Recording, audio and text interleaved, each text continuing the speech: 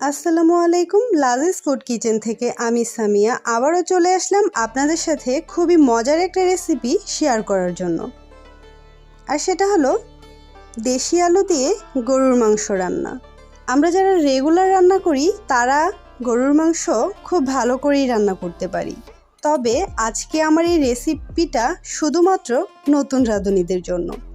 ঘরোয়া উপকরণ দিয়ে খুব সহজ ওয়েতে খুব সহজভাবে কিভাবে দেশি আলু দিয়ে গরুর মাংস রান্না করা যায় সেটাই আজকে আপনাদেরকে আমি করে দেখাবো।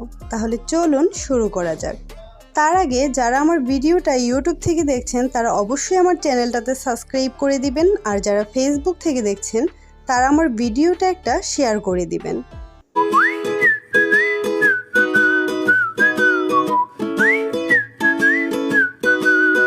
প্রথমেই গরুর মাংস রান্না করার জন্য আমি এখানে 1.5 কেজি ফ্রেশ গরুর মাংস নিয়েছি। আর মাংসটা আমি খুব ভালো করে ধুয়ে পানিটাকে ঝরিয়ে একটা বোলে নিয়ে নিয়েছি। এখন এতে দিয়ে দিলাম পরিমাণ মতো লবণ, আর দিয়ে দিব 1.5 চা চামচ পরিমাণ হলুদের গুঁড়া, দিয়ে দিব 2 চা চামচ পরিমাণ জিরা গুঁড়া, আর দিব 2 চা চামচ পরিমাণ ধনিয়ার গুঁড়া। আর এখন দিয়ে দিব 2 চা চামচ পরিমাণ লাল মরিচের গুঁড়ো, দিয়ে দিব 1/3 চা চামচ পরিমাণ গোলমরিচের গুঁড়ো। আর এখন দিয়ে দিব গরম মশলা, ছোট এলাচ, বড় এলাচ, দারুচিনি, তেজপাতা আর লবঙ্গ। এখন দিয়ে দিব 1 কাপ পরিমাণ কুচানো পেঁয়াজ, দিয়ে দিব 1 টেবিল চামচ পরিমাণ রান্নার রেগুলার তেল।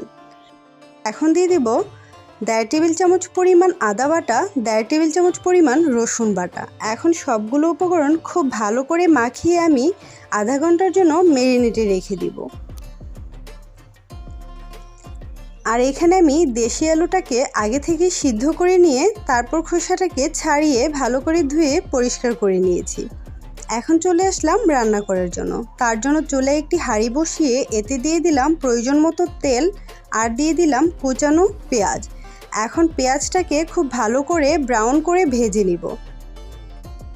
ভাজা হয়ে গিয়েছে, এখন দিয়ে দিব ম্যারিনেট করে রাখা মাংসটা দেওয়ার পর খুব ভালো করে নেড়েচেড়ে আমি ঢাকনা দিয়ে দিব 10 মিনিটের জন্য। 10 মিনিট পর ঢাকনাটা তুলে আমি এটাকে আবারও নেড়েচেড়ে দিব। এভাবে এটাকে আমি আধা ঘন্টা যাবৎ খুব ভালো করে কষিয়ে নিব।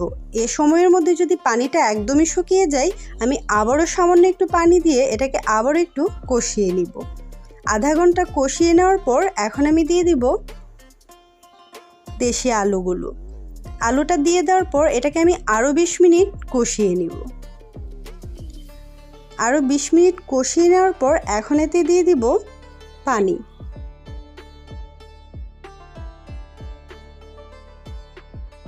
দিয়ে দেওয়ার পর এটাকে আমি আরও 20 মিনিট রান্না করে নেব।